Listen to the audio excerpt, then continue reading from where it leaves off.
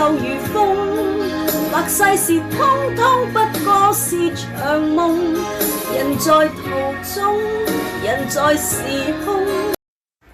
今次我就用咗王菲嘅《如風》嚟示範唱 chorus 嗰一段，從 chest voice 轉去個 mix voice， 即係從個空聲轉去個混聲。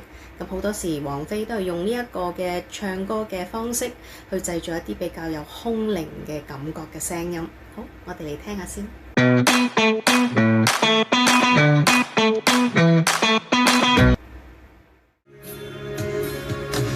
來又如風，離又如風，或世事通通不過是場夢。